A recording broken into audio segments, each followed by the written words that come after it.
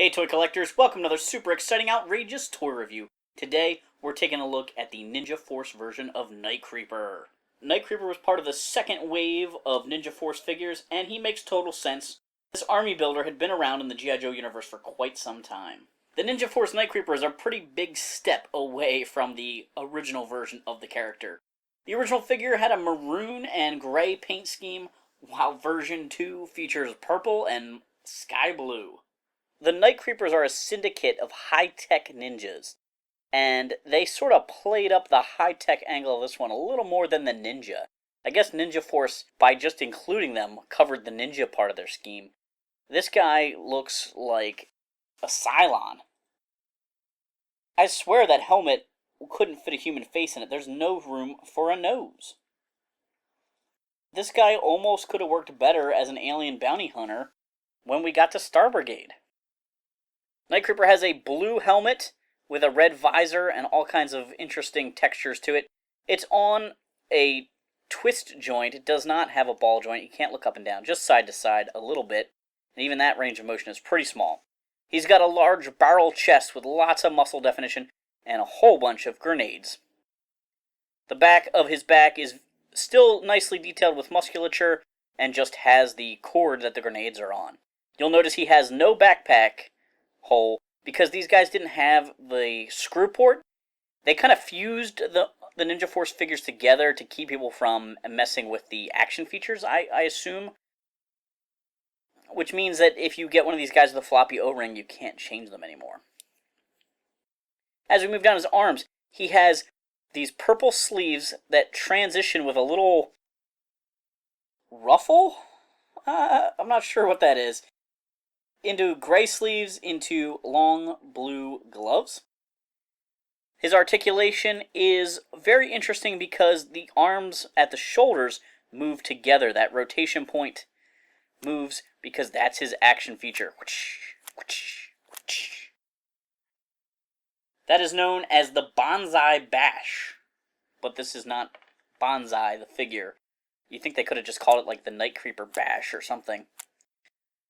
But he does have a rotation there at the shoulders. It does click into a certain position with the gearing. He has a swivel at the bicep and a hinge at the elbow. This figure is nice and tight. He was packaged fresh shortly before this review. He has an O-ring inside his torso here that holds him together, and he has those pegs that stabilize his movement, so there's no twisting at the waist. Below that is the standard hook that creates the joint for the hip movement, and finishes off with a knee joint. He has a gray belt, a gray knife sheath, gray boots, and then these purple and blue pants. The inner portion is purple, the outer portion is blue.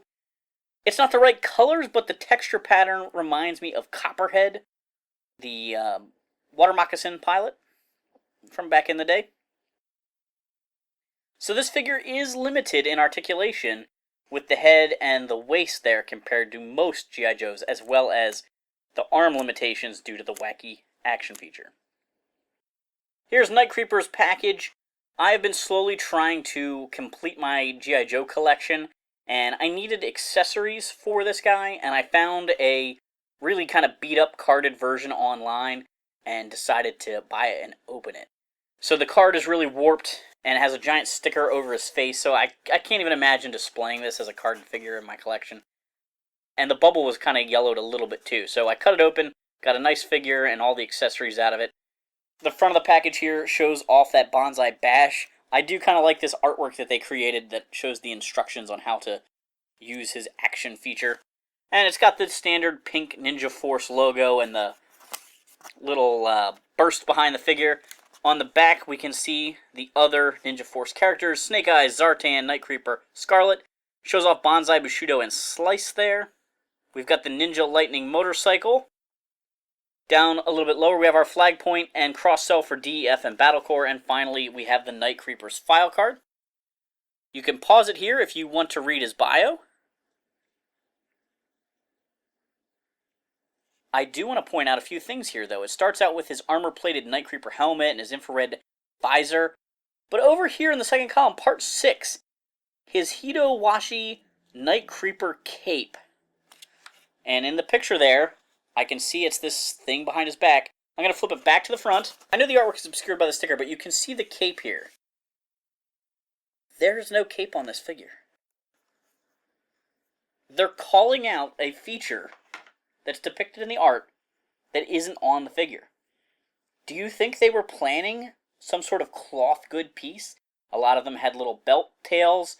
Some of them had little shrouds on their heads. I'm wondering what they were planning and where it was going to attach, because I don't see any little notches where they were going to like hook it through before they assembled the figure or anything like that. Maybe it hooked around his arms like Mindbender's cape, or maybe they never planned it at all. It was just something in that artwork. But that's actually a question. If I got to talk to a 90s figure designer at Hasbro, I'm just kind of interested in what's the deal with the Night Creeper cape. Straight out of the package, Night Creeper came with weapons on a sprue, as well as a little mail-away guide for Menace in the Wilderness. Has some really awesome stuff from the tail end of the line that I'm sure a lot of people would love to be able to mail away for, like Ninja Viper, that whale. Just for fun, without flag points, the international team was 1820, the hovercraft was 33. Ninja Viper, $4.70. Oh my gosh. If I had a time machine, right? We all know the weapon sprues were a cheap way for Hasbro to give accessories to these guys. All the accessories were reused from other characters, and even the trees got reused because this is the same exact accessories that came with Ninja Force Zartan. It would have been really nice if they could have at least somehow fit on this tree. Maybe the crossbow, or the wiggly sword. I'm not asking for paint apps. I'm just asking for, character-specific accessories. Maybe I'm asking too much. I don't know. They did reuse this crossbow later. His weapon tree includes a figure stand. A really nice sword. It's one of my favorite Ninja Force accessories. The sickle weapon. He's got two very tiny throwing knives. He's got a machete that originally came with Spearhead and Max. And, of course, that awesome compound bow that came with the second version of Storm Shadow. I also think it's very funny that he has this knife with two blades on it and a sword with a kind of ornate handle. Neither which of those weapons are on that weapon sprue.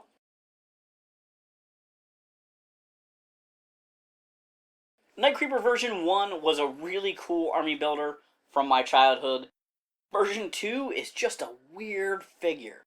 Granted, I have no nostalgia attached to him, so it makes it a little harder to kind of give him the pass.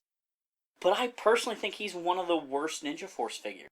At least Zartan's got some style. I mean, it's some terrible style, but they went all out. That's a wild figure. This guy is just so weird.